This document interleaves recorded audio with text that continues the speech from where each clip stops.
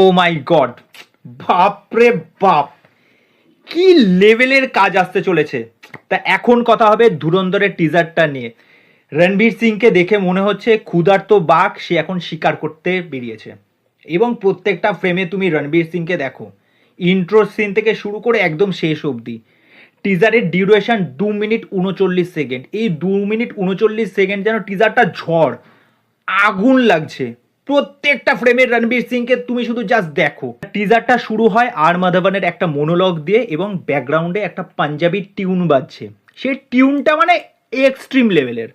সেটা যেরকম বাজছে, সাথে সাথে রণবীর সিংয়ের ইন্ট্রোটা হচ্ছে, হেঁটে আসছে, এরপর একটা চেয়ারে বসছে, জুতোর তলায় দেশলাইয়ের আগুনটা জ্বালিয়ে স্মোকটা করছে, এবং রণবীর সিংয়ের রক্তাক্ত চেহারাটা, বড় বড় চুল, বিয়ার্ড, তাকে লাগছেও সেরকম। এটাই হচ্ছে একটা প্রপার মাস ইন্ট্রো।